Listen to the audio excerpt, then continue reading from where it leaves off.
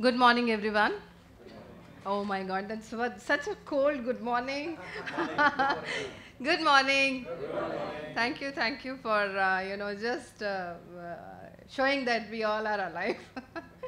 I know it's a festival time, and also the being a weekend and so many other issues. I'm so privileged to welcome Dr. Pradeep Khandwala, though he is having fever.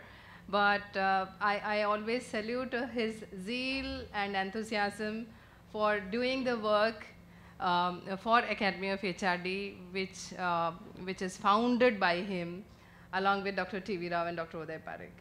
So you all know that Academy of Human Resource Development is committed towards the research and development of human resource development.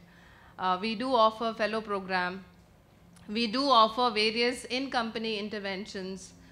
We offer various MDPs related with the human resource development fraternity, and we are committed even for the faculty development program, those who teach human resource development.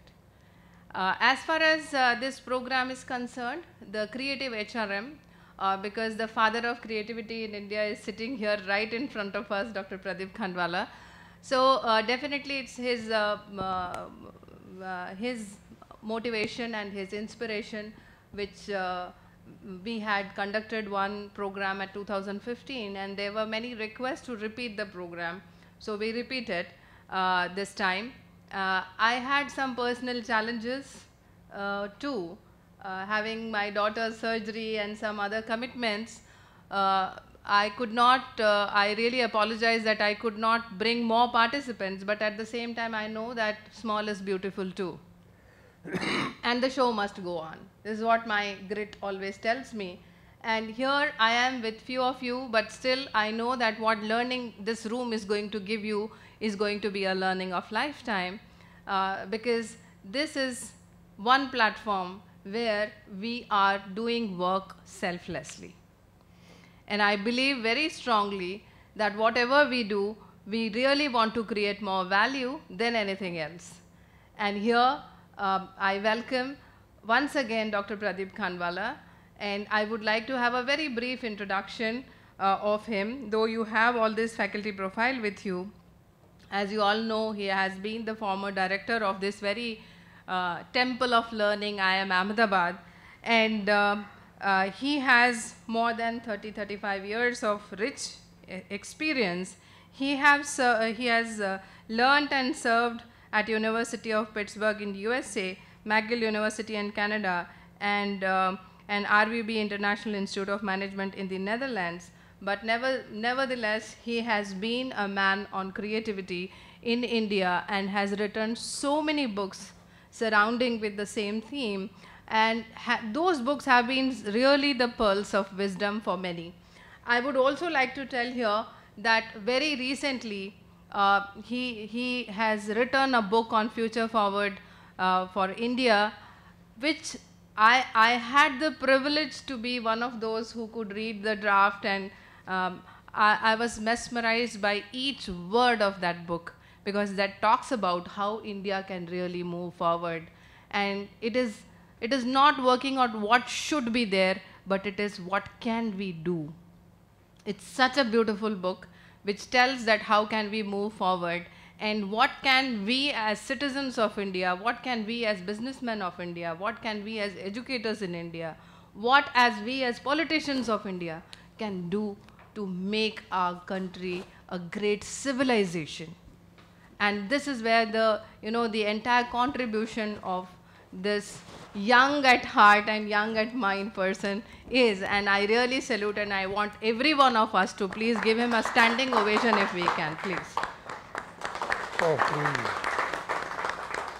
Thank you so much, sir, for your blessings. I am expecting around 5 more participants, 5-6 more participants who are on their way because of some rains or some delays in their transit. So please bear with us, and I'm sure that they would also be joining in as and when their time and their schedule is permitting them to be in. Sir, I request you to kindly begin with. Thank you so much. Thank you so much. Friends, first of all, my very warm thanks to the director. I know she has been under tremendous stress. She's a mother, and to see a child suffer is an extremely painful thing for any parent, mother or father. And she has been continuously been concerned about her daughter, who surgery she had to undergo, and salute to you. It's been, of course, a pleasure to be with you, all of you. Most of you are FPMs here, I take it? Everybody? Yeah, FPM fellow students, raise your hand. Some of you are from the industry and so forth. So it's a good mix of people. All of the FPMs are also have rich work experience. So it's a double blessing. You are academicians as well as practitioners, and we will also have practitioners who might hopefully become academicians someday. Okay, folks, I want to start with a clip, if I may. I don't know if this is possible. All that we have here, this entire human civilization, is because of that ostrich egg that was invented. Just see the power of human imagination. Completely primitive people. They don't have a script yet. They live in, as you can see, very deprived conditions from our standards. They may be happy, even happier than us, but they are deprived. Mortality rates are very high and so on. But the ability to visualize that an ostrich egg, you take out the yolk and then you create a hole at the top, bury it, and when the rain comes, the water will percolate and fill it up, and that you can use it in the future. Now, this ability to foresee, to imagine, is an astonishing ability, and it is at the heart of creativity. I got fascinated with creativity when I was a student at Carnegie Mellon University. I was doing my PhD, and I was going to appear for my, as many of you, for my qualifying examinations. And so I used to read very late at night. It was a very demanding PhD program. We had a couple of Nobel laureates in the faculty, Bob Thomas and Herbert Simon, so both Nobel laureates. So very demanding academic environment. And at about 12 or 1 o'clock at night, I was exhausted and I said, let me go home, but too agitated because of what I had been reading to really fall asleep. So I happened to pass by an aisle and I saw this book, Creativity and Intelligence, by Getzels and Jackson, two psychologists, social psychologists, and he picked it up. Then thoda padunga and then I'll fall asleep. And I couldn't put it down that night. It was so fascinating because this book, which was a pioneering book way back in the 60s, was a book of a study of children, two groups of children in a very highbrow Chicago school. One group of kids were very high on IQ, above 130. You know, 130, 140 is supposedly genius level. It's a stupid concept, but nonetheless it's there. But 130 is pretty high. Average, it's above 130. But they were not very high on creativity tests. They were administered both into IQ tests and creativity tests. And one group was a contrasting group of people with lower IQ. Lower means relatively speaking, high by most standards, but low compared to that high group, but high scores on creativity. And I was astounded when I read through the book of the differences in the way their minds function. And that opened my eyes, because before that there was a confusion in my mind. Creative people, intelligent people, you know, mix up of concepts and thoughts. I had not paid attention to that. One always encounters creativity, but one doesn't think rigorously about it. So I read that book, and I don't know whether in that article of mine that you have read, there is a reference to that story that I perhaps maybe there, I don't know, let me see. If it's there, I'll read it out to you. there is something called the TAT.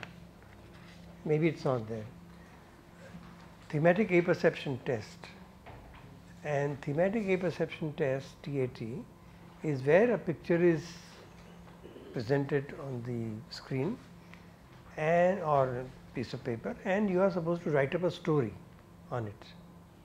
Okay, so you are in a sense projecting yourself into the story. And David McClellan and many other people have used it to score achievement imagery and various other things. So these people also use that test to see what kinds of stories these kids come up with. And in one story I remember, one story of the one child wrote that the man is sitting in the airplane and he is coming home and he is very happy, thinking that he will be happy to see his wife and children again, and they will be there all welcoming him. This was a story. The other story was a different kind of story where the child said, well, this man is coming back from Reno. Reno, as is here in the United States, is known for easy divorce. If you want to get a quick divorce, you go to Reno and you get a quick divorce there. So he is coming back from Reno, and he told the judge there that he wanted a divorce. Why did he want a divorce? Because his wife wore so much cream on the face that the head would skid across the pillow and hit him in the head. So now he is contemplating as an entrepreneur to produce skid-proof cream. Now you can guess which story is whose, but this is again a academic performance. They were equal, they were about the same. There is no difference, but there was systematic preference by the teachers for the high IQ child. Why? Any guesses?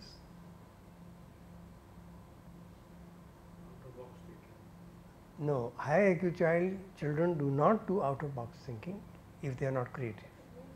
They do very much in box thinking. Yeah, they grasp and they reproduce what the teacher says, what the textbook says. They have good memory, good grasp, they are able to reproduce. So the teacher like it because it doesn't challenge their power structure, they are happy. The children have learned, very happy. While the other fellow is a son of a gun, he keeps on asking questions and he is coming up with bizarre ideas and strange things which upset many teachers because they have no answers. Instead of acknowledging, look, I don't know, it's a good idea, interesting idea, let me think about it, I will come back to you with some answer. They will say, but this is a silly question, why do you ask such question? Typical response of the teacher. So these kids were discriminated against. They found some very interesting differences. The children, when they were asked what kind of career they would like to have when they grow up, most of the high IQ kids said we want to be doctor, which is very paying in America, a professor is very high prestige, and so on. These high prestige middle class aspirations. When they asked the creative fellows, they said, well, I want to be an inventor, I want to be a mountain climber, I want to be a traveler, I want to be a choreographer, and so on, completely off the beaten track occupations. So these were the interesting differences which I found fascinating because I had not thought about this. And it opened my eyes to the whole world of creativity. That this is a new world, there is a whole world out there about which I don't know much. One always has thought highly about highly original people, but never really thought. One thinks it's inborn. Mozart was a genius, Einstein was this and that and the other, and we say, well, I am not that, these people up there. But what this book said was, this is not true.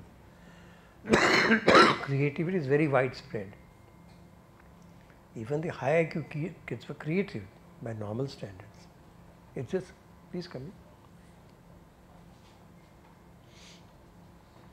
It's just that these kids were much more creative, much more imaginative. Now the important thing about creativity is that creativity walks on two legs. Creativity is not simply imagination. Imagination that is in a sense practical. Imagination that works. Now, when I say the work works, doesn't mean in the business context makes profit. But a mathematical idea which is a proof. It's an imagination that has worked. A new theorem in mathematics, like Euler's theorems and so on, where actually a proof is given. It's not that some of the conclusions of Euler are not known in the ancient world. After all, the pyramids could not have been built without knowing that there are certain proportions in a triangle and so on and so forth, the squares and all that. But he was able to prove it. Now, when imagination is allied with that kind of reality contact of having to prove, demonstrate, use, apply, then that becomes creative. So, it really walks on two legs, and that is, I think, something very important. What I would like to do, I think it's there in your reading. There's a diagram that I have shown. I think it's on page 3. And I want to spend a little time on that because it captures a huge amount of research. I'll tell you, since many of you are FPM students, there is a history to this creativity research. Before 1951, creativity was strong, but not in academic circles. It was strong among poets and scientists and so on who were mystified by creativity. It goes back to ancient times, people called this gift of gods, or some people claim that something possesses them. Great writers, for example, used to claim when they wrote a poem or a novel that something possessed them, and then they kept on writing as if they were not writing, but some other power was writing. So all of this mystification was there, and social scientists are notoriously, skeptical about such mystical assumptions. But in 1951, one J.P. Guilford, who was the president of the American Psychological Association, he presented a paper, and in that paper he talked about two modes of thinking, convergent thinking and divergent thinking. Now, convergent thinking to him was logical thinking, analytical thinking, typical of any MBAs, engineers, financial analysts and so on. There is a problem, you break the problem down into its parts, and then you think through what is the best optimization, what's the best solution for each of the sub parts, and then put it together into an optimal solution. Optimal is not the best possible, but best under the circumstances, because constraints have to be applied to it, conditionalities have to be applied to it. In that way, it is the optimal solution. Now, that kind of logical focused thinking, which we prize so much in business schools, in engineering, in industry also, that is convergent thinking. You converge onto the right solution where there is a right solution.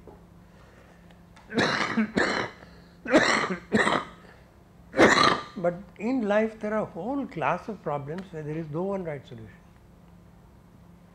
If I were to say, for example, take this classroom, all of you are sitting here, there is a certain shape to it, there are certain colors here, there is a flooring, there are chairs, tables, furniture, screen, etc., equipment. And I say, give me a title. Supposing it's a write-up or some photograph or something. What kind of title would you give it? Imaginative title. Can anybody make a try?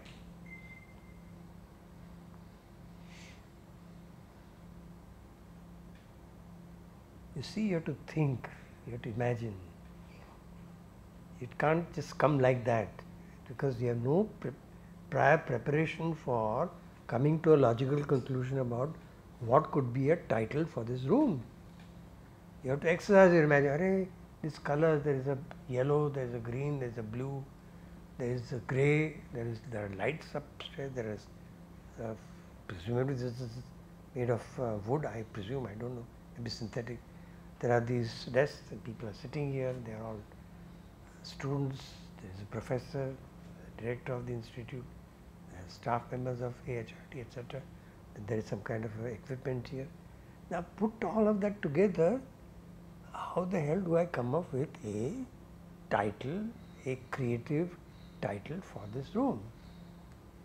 So, anybody would like to make an attempt?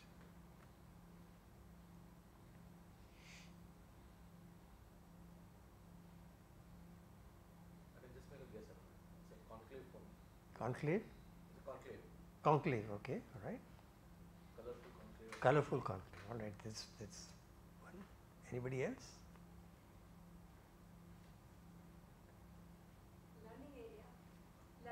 Learning area, right? Gurukula at IIM. Huh? Gurukula Gurukula at at IIM. IIM. Oh, Gurukul, okay. Gurukul at IIM, okay. Right? Okay. I would call it Gurukul. Gurukul, very good, very good. See now, you are beginning to see the play of imagination. Many of you may have thought that you are not creative, but see how creativity comes out, because the right cues are being given to you. If I had not asked you for the title to this room, you wouldn't have thought of these things. I gave you a cue, भाई नहीं ऐसा नहीं चलेगा, ये तो logical thinking अब सवाल नहीं है. This is something that you have to imagine. So now you started coming a Gurukul and Gurukul and then colorful something you said. Conclave. Huh? Conclave, yeah. Anybody else? Anyone last? The next. The nest, yeah, wow, wonderful. See, you begin to see that there is such a interesting difference between the processes of thinking which are convergent thinking and the process of thinking that are divergent. But as Guilford pointed out, and many other people have also pointed out, you need both for creativity. When a problem is there, you must analyze it, you must structure it, you must understand it. So, a lot of convergent thinking is required to be able to look at the problem, break it up into parts and look at the components are there and so on. But then if the problem is not easily solvable just by that process, then you begin to say, okay, let me think of an alternative scenario or something else. Let me think of associative thinking. What does it remind me of? What are these things like? And so on. Analogical thinking. What else do I know that is like this? You know, these are the processes by which you are expanding your search processes. And if you are a little poetically inclined, you will try to